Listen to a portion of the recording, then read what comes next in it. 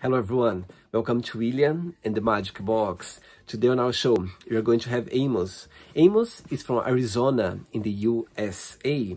So let's see what Amos has to say. Enjoy the interview.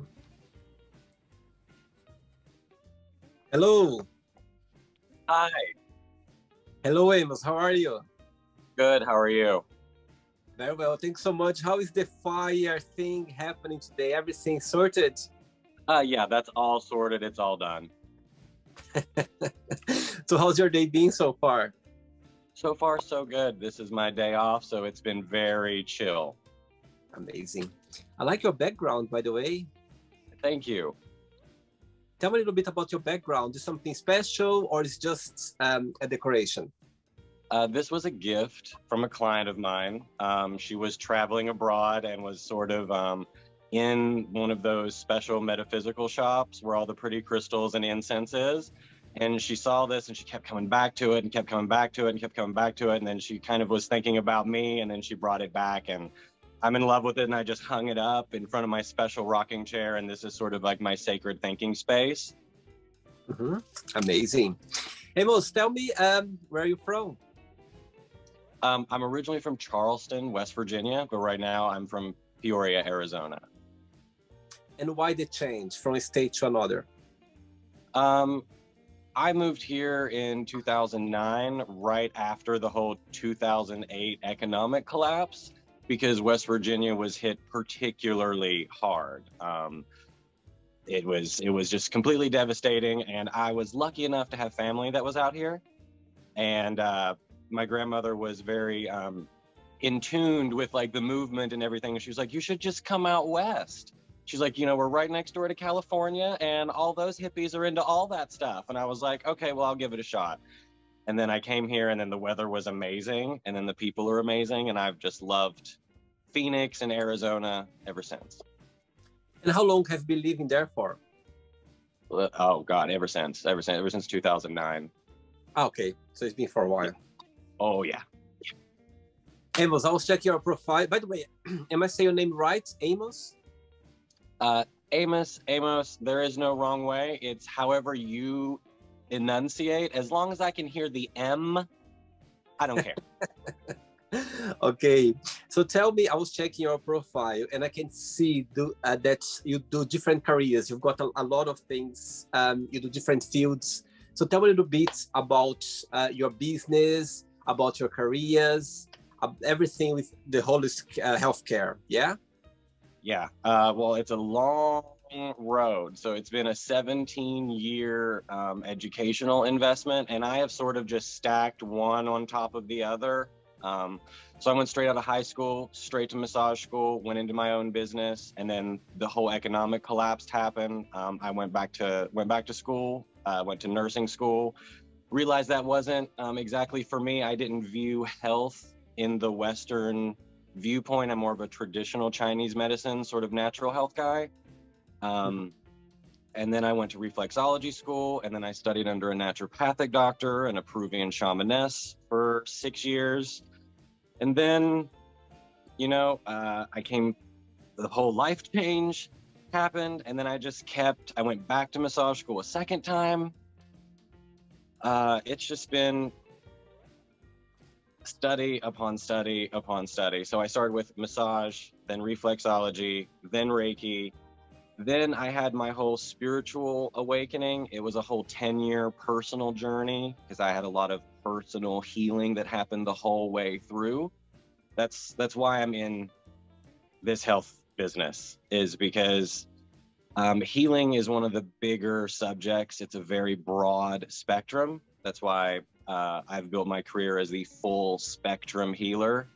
And I've even created a method to keep all, as you see, like we love the 7 chakra system, but I've boiled it down into 7 aspects of health and 7 aspects of healing energy. I see. Right. So briefly, what's the best part of being a spectrum healer? What's the best part of it, in your opinion? Watching it work. There is nothing more rewarding than when someone can come back and say, man, I feel better. That's the whole reason I do this, is so that they can feel better.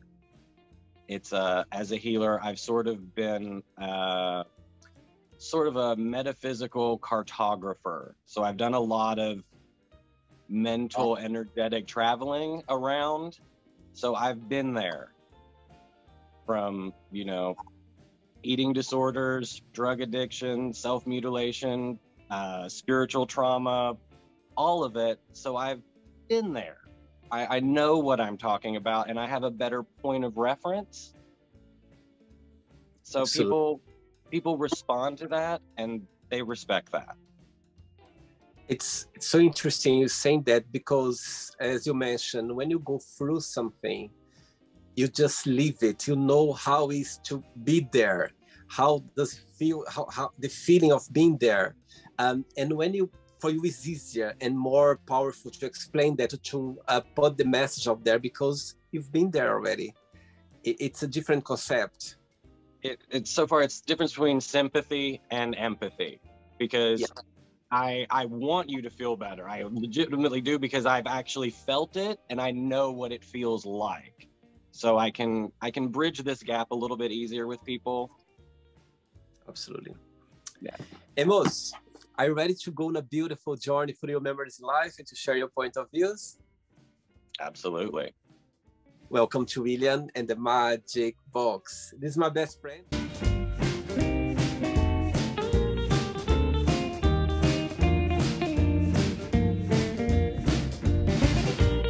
Okay, full of random fun questions. I'm just gonna play a song now, just for us to move a little bit before the first question. Okay? Okay. Let's do it.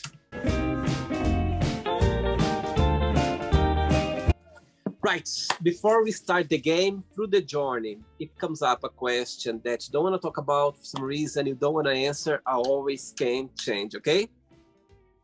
Oh, I'm good. Amazing. First question for you is, what keeps you up at night? What keeps me up at night? The uncertain future that I can't predict. I'm really good at probability. I'm really good at calculating things. However, the fact that so many things have caught me off guard, that I've now got this, I'm just very anxious. I've got this extra sense of, I think I have everything calculated, but what's way off out of orbit? What am I not seeing? So trying to see even further out tends to keep me up at night. I see. Saying that, do you consider yourself to be more of a day or a night person? Night person. I'm a night owl 100%. I'm trying to recalibrate myself as I'm getting older, but it's just not working. I'm a night owl by nature. Usually what time do you go to bed, and usually what time you wake up? Oh, in a perfect world, I would go to bed at 2 a.m. and wake up at 10 a.m. It's okay. It's not that late. It's fine. That's my perfect biorhythm. And you've always been like that? It's always been like that, and that's my 8-hour window. Amazing. Next question. Let's do it. There you go. There you go. You like dancing. Amazing. Next question is, what is the soundtrack of your life and why you consider that? So I actually don't listen to a whole lot of music, but if I had to, it would be Cher's Heart of Stone. Tell me why. Well, it's just because it's something that happened. It's something that happened over my life, is that I had to create a stone-like shell, and it's one of the reasons I love stones and minerals so much, is because they're so stable. However, when you create that shell, it keeps all the feeling out. And that album, you know, there's a lot of depth, there's a lot of that anger to it, but there's a lot of that passion and a lot of that flame to it. And that's really my life. I have a shell, but there's a flame underneath it that keeps it going. And you always have this shell? No, the shell was a development. It was a development in childhood. Yeah. I see. Amazing. Next question. Let's do it. Right, before the next question, as you mentioned in the beginning that because of personal events, traumas, things that you went through, challenges in your life, that's why you started your journey as a spectral healer, or before you already connect with that? So I was drawn to healing very young. So a little like background is that my mother passed when I was 2. So everything fell on my dad. And my dad, unfortunately, was a late in life dad. He was 36 when I was born, and he had been severely injured in his youth. He was a coal miner, and part of the roof had fallen on him and crushed him and injured his back, and all the scar tissue, and they put pieces and holding his back and spine together. So he was in pain my entire life. So he taught me really young how to pop his ribs back in place, how to walk on his back. And he was like, buddy, this knot, I can't move my arm. Can you just like put your knee in it? When I was a kid. So I was always kind of primed for it. And then after 13 years of perfect attendance in a missionary Baptist Christian school, growing up gay and gifted with a neo-Nazi schizophrenic alcoholic father, with no other siblings or care, it sort of was inevitable because I was so immortally angry. I don't think you've ever seen a soul more angry than me at 18, because like I had begged people to call CPS multiple times. There were just so many reasons and things. I needed help. I needed another adult, and no one would help me. They were like, you'll be all right till you're 18. And then I'm 18, and then I had all that anger and no help still. It was not a good place. And luckily, I had amazing, grounded, spiritual people put in my path. And they were like, have you thought of it another way? And it changed my life. So it's sort of always been on that path. I was always on that trajectory. So I don't know anything different. I see. Saying that, Amos, the place you are right now, like knowing the person you are, knowing that everything went through, if you could erase that challenge part of your life, knowing the person you are today, you do that or you keep it? It would depend on secondary circumstances. So if I were to erase it for a cost, like if I were to erase it and you give me Paris Hilton's life, yeah, I would do that. But if you're going to erase it and leave me in the same position, no, I need every single bit of that pain, because I've turned every nanometer into power. So if you take away my power, you're going to have to give me something. But you're not going to take away my power and give me nothing. I've already been in that position. That's why I'm here. So no, it depends on the cost. Like your answer. Right. Next question is, who is your biggest hero? My biggest hero. Ooh. Right now it's Physics Girl on YouTube. She's so brilliant and she's so incredibly well-spoken. And to bring these extremely almost existential things to people is amazing. She's my hero. Absolutely my hands down hero. If I could ever meet Physics Girl, I would cry. She's amazing. And what is her job? What does she do that you feel so connected with her? She questions the big questions. Physicists are my heroes. Scientists are my heroes. Like, they could have been doing anything else in life. Like, they could have went to Cabo. They could be doing lines of cocaine at brunch. But no, they're in the lab answering the questions that change our lives. They are saving lives and answering the questions that matter. We've got people fighting whether or not your invisible person is bigger than my invisible person, but yet we have the James Webb Telescope finally And now we can see things that we've only kind of like fuzzed at. And that's where my heart lies. I want to be in the place where we're answering things. We're asking the big questions that matter, like time crystals. Yeah, that matters. Time crystals matter. Right. Next question. Let's do it. Hey, next question for you is, if you could ask for a miracle, what that would be and why? I'm going to be politically correct. I would like a medical pharmacological miracle. I would like some type of medical change where either we could all of a sudden figure out universal healthcare, or I would like to be able to unwind genetic diseases. Something on that miracle spectrum. Give me a miracle that will actually affect people's lives. Do you think that will happen one day? Yes, we're so close. We're getting there every day. Mm-hmm. I was talking to a friend about that the other day, and I think the science is going so fast. A lot of the technology, that things are going, in the right direction.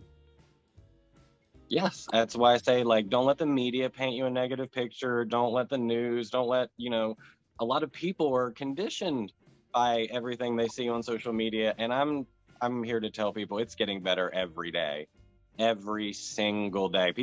When people tell you a story, I'm always asking who paid you to tell me that story, because people on any platform are paid. That's just the way it is. I'm not paid.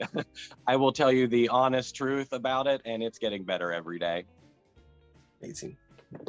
Next question, Amos. Let's do it. Next question for you is, what is a significant event that has changed you? Oh, that was my vision quest, spirit quest, my shamanic awakening. So I had done another interview and talked about this, but it was back in 2006, 4th of July, when I flipped my Jeep twice down the side of a mountain, and I had to walk for 12 hours with no shoes, no shirt, no cell phone service, no food, a dislocated shoulder and a severed artery in my thumb. My two passengers are left with the wreckage, because one of them is severely injured, like my spare tire came loose and just shattered her arm, and it's like flopping like a rubber chicken. And my other passenger had multiple sclerosis, so any shock to her nervous system and her legs just quit functioning. So we had to like drag her out of the wreckage and leave her there. So I'm the only one who can stand or walk or do anything. So I had to use my survival skills for the next 12 hours as I navigated back home through the Appalachian wilderness. There's no ATV trails. I wound up on the wrong end of the mountain because of strip mining. They were strip mining the mountain, and it was 4th of July, so all the guys were gone, and it was just dirt roads. And I was like, I just need to turn around. Yeah, that's what changed me. That's what proved to me that I was resourceful.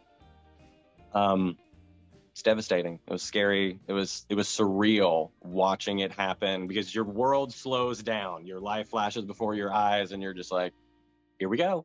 Hold on. And how did you, when we started to get the help, when somebody saw you, or somebody come to you? No.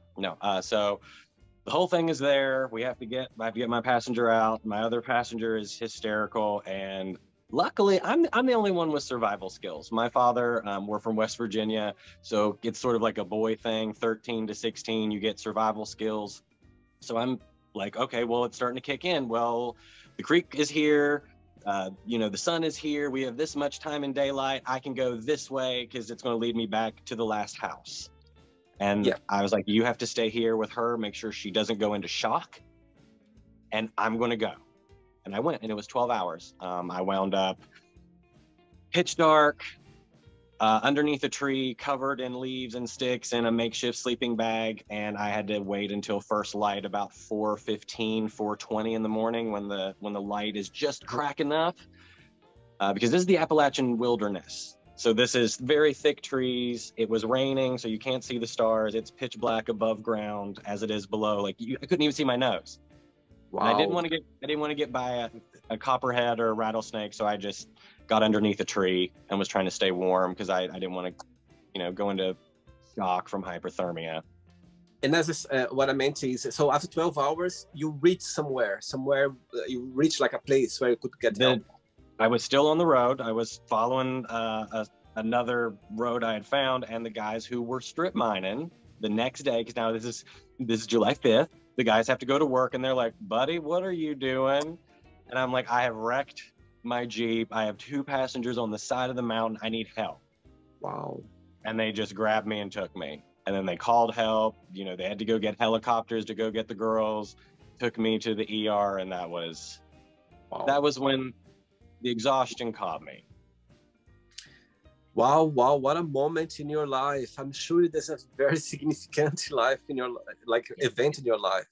It'll change you. I had a dream at the bottom of the tree of the mountain lion. And ever since then, that has been my guiding spirit. See, wow. I'm glad this question came along so you could share that event in your life. Wow, thank you, Amos. Next one, let's do it.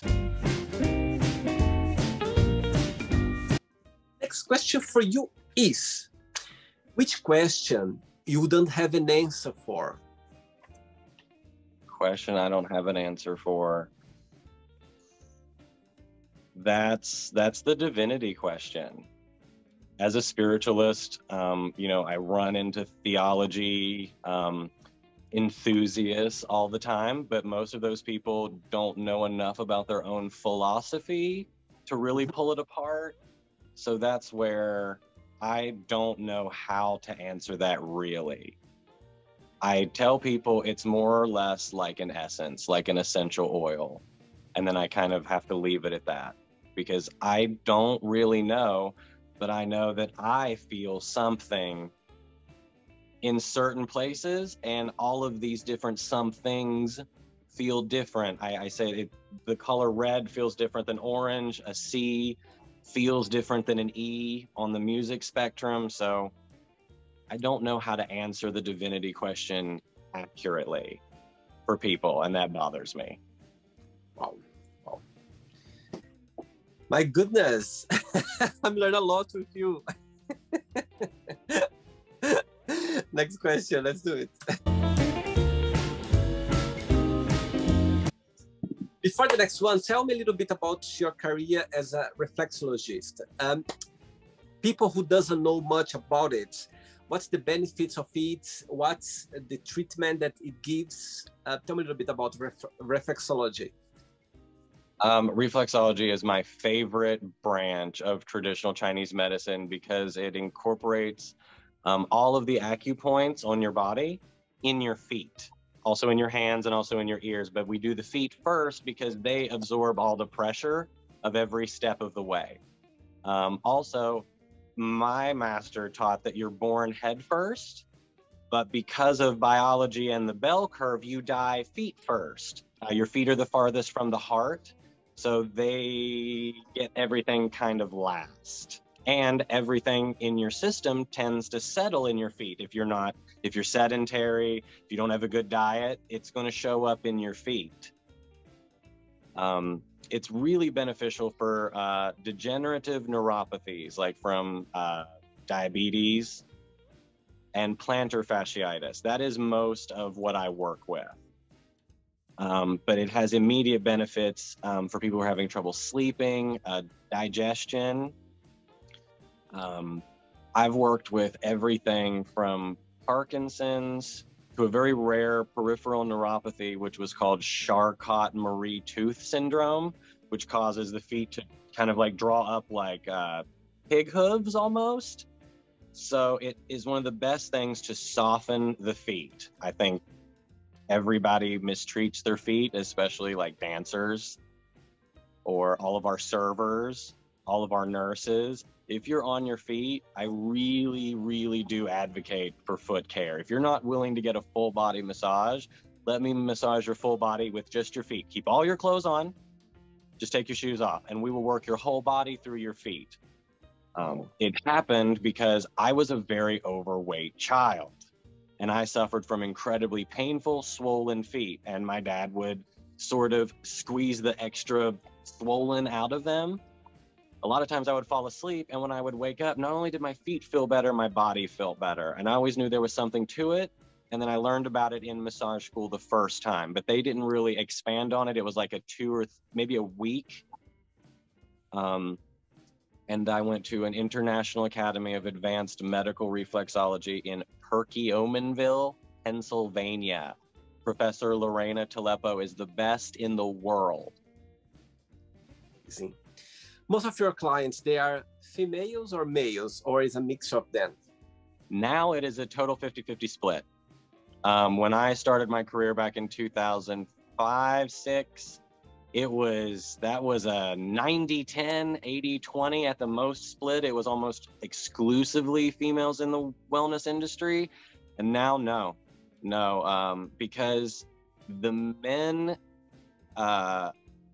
athletics, like here in Arizona, we have a lot of golfers. Golfers have they always do one side. So it's this whole twist pattern that happens in just golfers. So, I mean, athletics changed it for men, thank goodness. And now, most men over 40 have a new knee, have a new hip, have something fixed in their wrist or their shoulder. So wellness and athletics changed it for men. All right. Next question is, if you could give just one advice to your current president, what would you say? Just one. Shorter sentences. That's my advice. It hurts the cause, and it hurts the look when you can't keep a normal sentence structure flow. They write their speeches so that they're understandable to everyone in the middle ground, like they're not using big major words, they're not talking at that professor level. So when you can't keep a flow, it hurts your cause. So I'm just going to say, shorten it down, bullet points, make it easier on yourself. You're under enough stress. Wow, very good point. Ready for another question? Yes. Let's do it. Next question for you is, so far, what is the happiest day in your life and why you consider that? The day I got married. That was the happiest day of my life, because I never thought it would ever happen. And I didn't think it was real. I didn't think it was really happening. And then I had the moment that you have in America's Funniest Home Videos, when you see the guy up there at the altar and then all of a sudden he starts to wobble. So it was almost like watching reality shift around me, but it was the most magical day of my life. Oh my God. Wow. And so far, what's the best or the most memorable lesson you've learned so far with your husband, your partner? The lesson he taught me the best was mercy. Forgiveness is sort of something that I really think that we all need to figure out on our own. But mercy is something that's very hard to figure out on your own. You need another person to find mercy. And if someone can show you how to be merciful with yourself because they're merciful with you, I think it'll change your life. What's the biggest similarity between both of you, and what's the biggest difference? So our biggest similarity is that we are old school fanboys.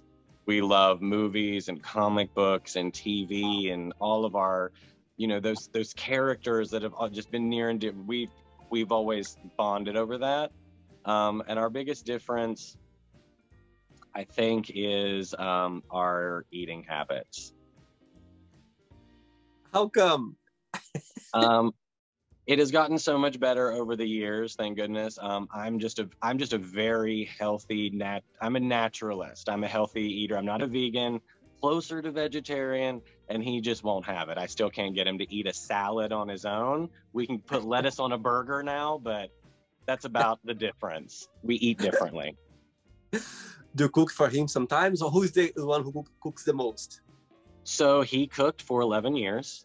And now this year, ever since now that I'm working from home, I opened up my new business, Health and Healing Solutions, and being home, I began to learn how to cook with HelloFresh. I do believe in it for people who want to cook simply, or for 1 to 2 people. HelloFresh is really, really great because, again, I never learned. That was the only thing my father ever did for me, is that he cooked 3 meals a day. That's why I was such a fat kid. So I never learned, and I had no desire to learn. And it's actually fun now, but you need to want to do it for someone, I guess. Absolutely. It makes a difference, doesn't it? It does. Next question for you. Amos, before the next one, tell me, how was growing up a gay boy in West Virginia? How was, I mean, I had so many guests on the show from the US, and some of them, they are from West Virginia, till then. And you know what I mean? They said that it's not easy to be gay, you know, in that area. Yeah. So tell me a little bit about it for you, personally for you. How was growing up a gay boy? And when did you realize you're gay? You know what I mean? Tell me a little bit, walk me through your journey. Well, I realized I was gay when I was 9 years old. And there wasn't a word for it then, because again, remember, I was in Christian school.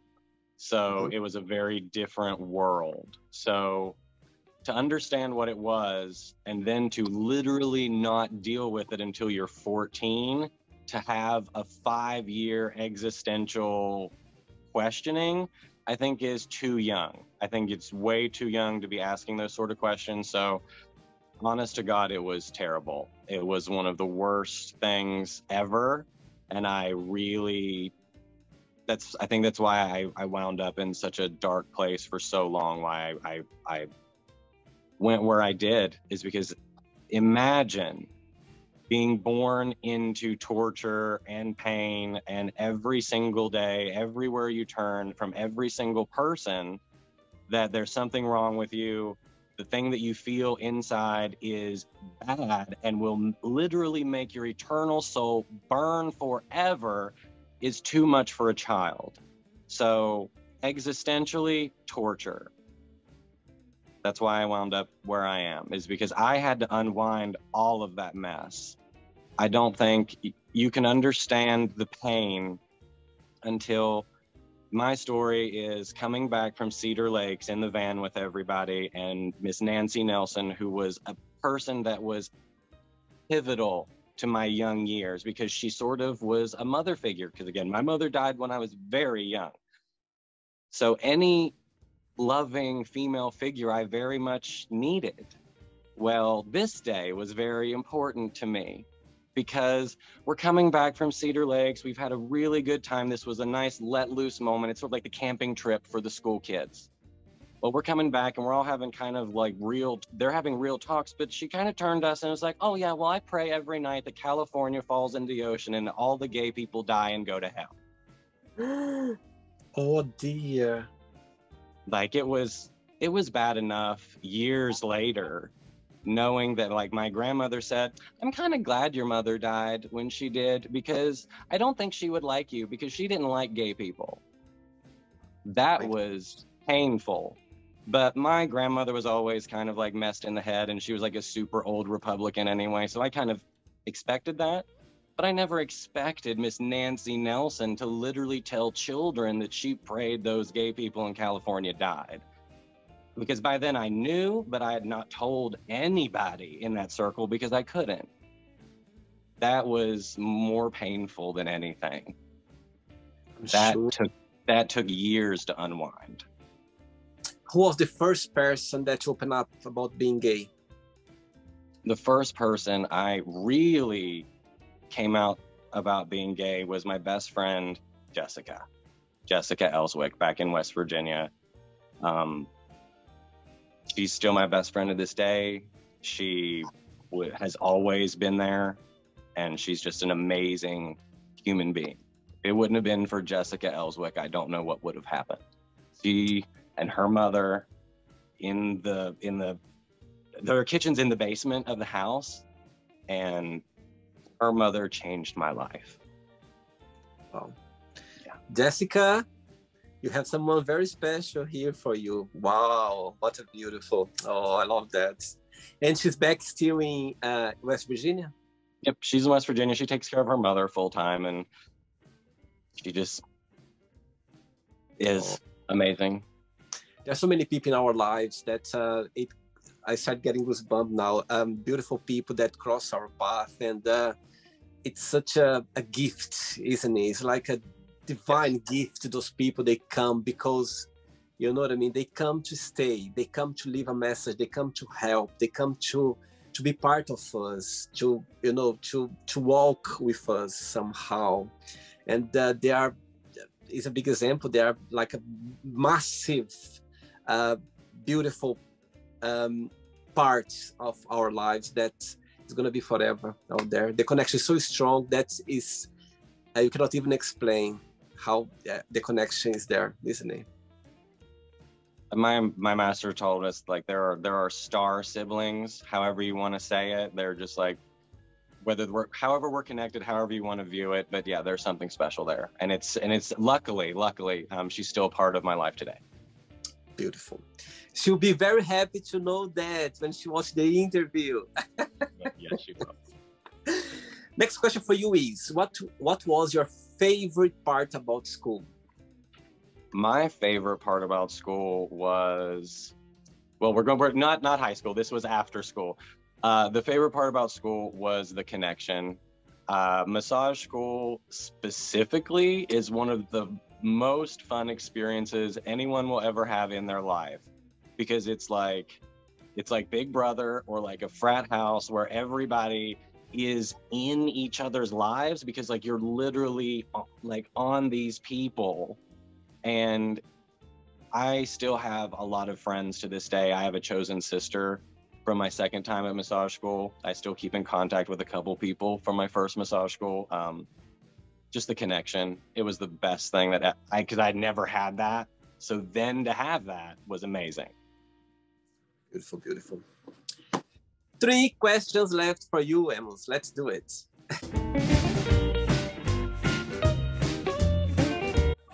Next question is, if you could have a cup of tea, with a fictional character, who that would be and why? Xena, warrior princess, because I want to know how she did the finger thing. Yep. Tell a little bit about her. I think that character was so pivotal to me, because it was just such a gentle character, but still such a strong character at the same time. And I loved that duality, and I loved the connection to mythology. Mythology has always been my favorite part of spiritualism. And it's that dichotomy, to be gentle, but also a warrior. I love that. Beautiful. 2 questions left for you. Let's do it. Right, but before the next question, of course, being a healer, a spiritual healer, you deal with a lot of emotions. I'm sure as well, you know what I mean? You take a lot of energy to you. You kind of, absorb a lot of energy. 2 questions in one. The first part of the question is, how do you find a way to kind of not to absorb this negative energy or any challenge energy that you go through, to take to your personal life, or to kind of block yourself, you know what I mean? And also the other part of the question is, for you, what's the most challenging parts of being a healer, a spiritual healer? So the ways that I don't get so bogged down in everything is that I have very strict meditation practices, what we call grounding. of letting it go, because I always remind myself that whatever I'm feeling, whatever I'm experiencing, it's not mine. I'm just the guide here. So I can essentially demagnetize myself. The best way to put it was with Colossus in one of the X-Men movies. All of a sudden you just see his skin turn to metal and everything just bounces right off of him. And it's very much like that. None of this is mine, and I'm supposed to be sturdy in this moment. So I become unshakable and unbreakable in that time. And it just doesn't bother me. I've also been conditioned, trained. There are also spiritual procedures, such as the bands of power is a protection thing that is taught. So all of these things are done and kept up. There's daily breath work, meditation that's done. And the hardest thing about it is watching people hold on to it. I think that's really it, because the biggest part of healing is letting the energy go. And watching someone hold on to it is watching someone hold on to barbed wire. And that kills me. Like, I hate in movies where the hands get damaged, and to watch someone just like, that barbed wire, that's the hardest thing to watch. So I'm just like, if you would just let that go, because it's always going to be, that scar is always going to be there, baby. I can't unchange the past. I'm not Merlin. However, you can let that energy go. And that's the hardest part, is waiting and watching for that moment to happen, because that's always the moment that happens. People just have to feel safe enough, or that they've got a sustainable tool, because I really don't believe in safety. Safety is sort of like a new world illusion. But sustainability is the key. And when they know that they've got a new tool, or they know they've got a person that if this ever comes back up, I now have something for it, then they can let go. And that's what I want to make sure, that I have a tool, I have a methodology, I have a logic, or you can just tell me. I'll just be here. I won't say nothing. I'll just be here. And then you can let it go. And why do you think we tend to hold to this energy, like that doesn't belong to us anymore? What do you think is the tendency that we keep like holding somehow, don't want to let it go? So far in my experience is because it's because they always say frying pan into the fire, or grass is always greener. So we tend to hold on to it because it's familiar. I at least know that this feels like a rabid raccoon, but if I let go of this rabid raccoon, it could become a rabid kangaroo.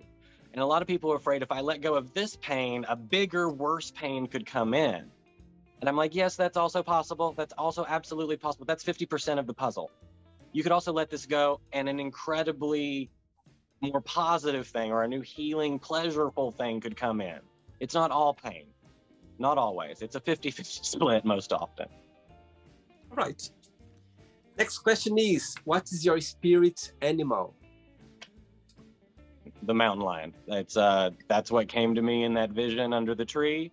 That has been the center of my medicine wheel. I teach the medicine wheel slightly different than a lot of what you would hear Native Americans speak. And it's a 6 points: north, south, east, west, above, below, and within. And the one within is your power animal, your spirit animal, your central guide. And then these other points are the different aspects of yourself. So, yeah, mountain lion. Right here. Yeah, I can see there. Shall we do another 2 hours for me to be a lot of educated in this topic? I love it. Amazing. Ready for the last one? Absolutely. Last question. Let's do it. But before the last question, people watching the interview right now, they would like to maybe to contact you, or to come to you, that's everything that you can help people. What's they gonna expect? What's something different that you do that they cannot find anywhere else, or something different or special that you have regarding your spiritual healing? I think what's different about me is that right now you deal with me. You deal with me directly. There's no middleman. I handle all my appointments. I schedule. I handle everything myself. Mhm. That's what I really like. There's no middleman. You can find me on any platform. I'm the Witch of Endor across all platforms: Instagram, Facebook, TikTok. It's the Witch of Endor across from it. I do have a full practice right now, but I am in the process of segueing. I'm in the process of changing career paths. I will be slightly doing less massage over the next 10 years. 17 years has really taken its toll on my hands and wrists and shoulders. So I'm now leaning more into meditation, education, and facilitating, and delving more into that mental health advocacy, emotional health, and spiritual health. It's more of the talk therapies. Right. Last question for you is, what is your favorite holiday season of the year? Halloween, hands down. Hands down. That's when we got married. We got married October 31st, 2014. And it's the most magical day of the year. It was the most magical experience of my life, and I look forward to Halloween month. I love it when they like pumpkins come out everywhere. It's my favorite. I love it. I love anything spooky. I'll tell you something now. I was working for Disney World, Disney Cruise Line for 2016, and it was a short contract. So I did from June, July, I think, until November, beginning of November. And of course, was Halloween in the US, you know what I mean? Like a whole world. And I was on the ship, yeah, the Disney Dream. And I remember when people came like for the dinner, like dressing up. I felt like in a Hollywood movie, everything so perfect, the way people are. It's such a big thing in the world right now. I think everywhere in the world, Halloween, it became like literally a celebration. It's like Christmas, like New Year's Eve. It's something very big. But I think in America still is the best place in the world where people, as you said, celebrating Halloween. I think it's the place to be on Halloween. And I was on the ship and working the ship, and I remember those people dressing up, everyone comes celebrating. The whole ship was decorated with Halloween, and I was like, my goodness, now I know what Halloween means. Now I understand. Yes. We go all out. Amazing. It's not the end yet. Okay, let's play now the word association game. I'm going to give away some words. Just tell one word that comes to your mind. Quick thinking, okay? Okay. So, I hope you are enjoying the interview. Before we do the word association game, don't forget to give a like, don't forget to share this video, and also don't forget to subscribe to our channel. Just click on the button right there. Thank you so much and enjoy the word association game. Oh, money. Boy. Power. Family. Friends. One word for love. Sex. And one word for sex. Now friendship. Friendship comes to mind. Okay. Life. Hard. Politics. Fun. Religion. Stupid, capital A, capital F. One word for fear. Red. Friendship. Pivotal. Desire. Red. Regret. Black. Success. Green. I'm gonna go with the colors. Yeah. One word for wish. Star. Happiness. Smile. One word for West Virginia. Backwoods. One word for Arizona. Hot. USA. Broken.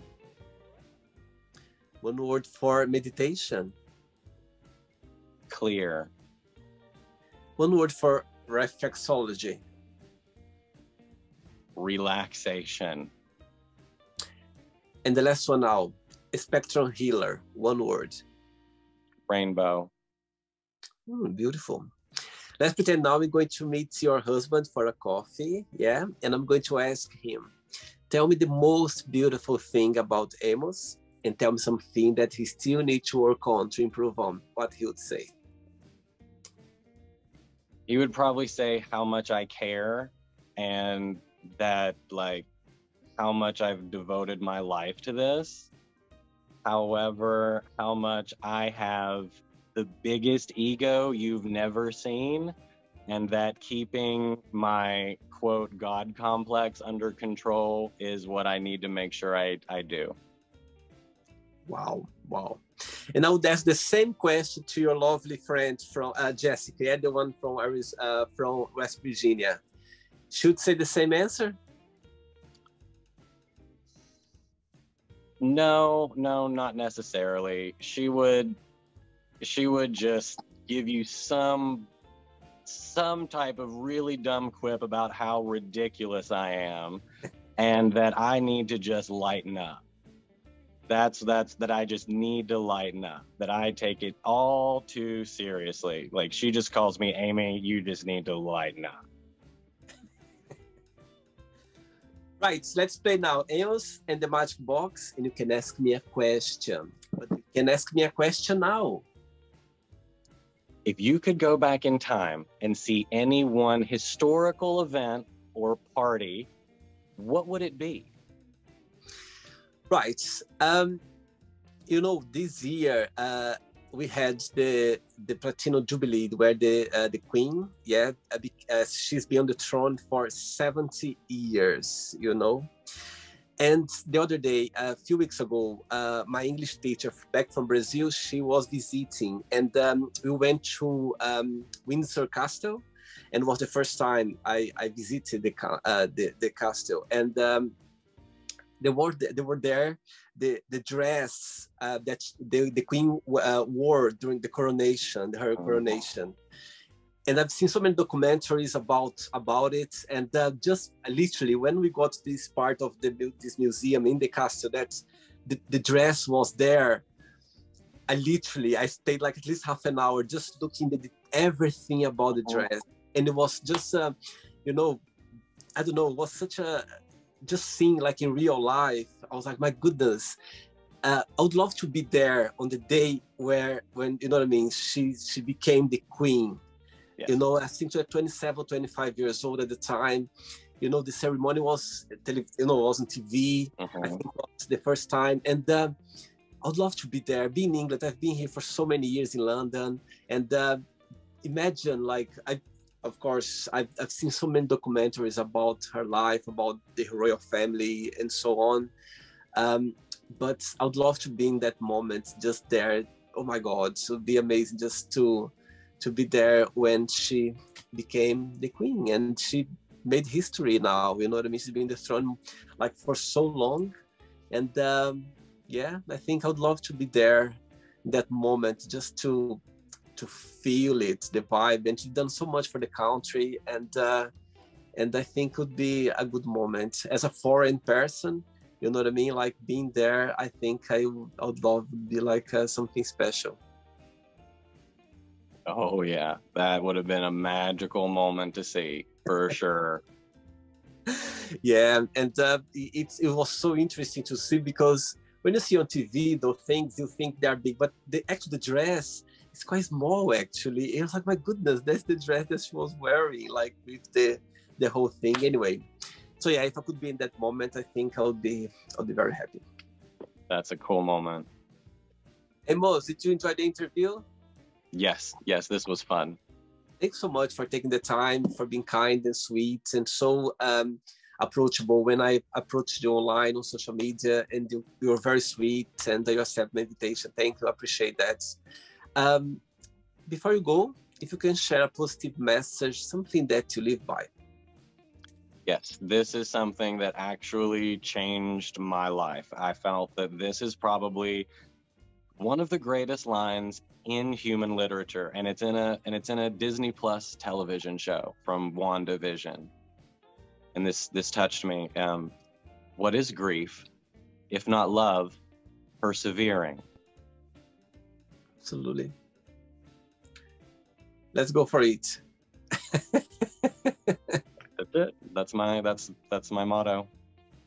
Amos, thanks so much for the interview, and you keep in touch. It was a pleasure to connect with you, okay? Thanks so much. Thank you so much.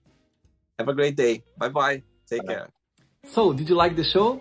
Don't forget to give a like, to share it, and also don't forget to subscribe to the channel. And if you'd like to be part of the show as well, first, subscribe to our channel, and after that, just go to our website, www.williamandthemagicbox.com, and send us a request saying why you'd like to be part of the show. And I see you there. Bye bye, see you next time.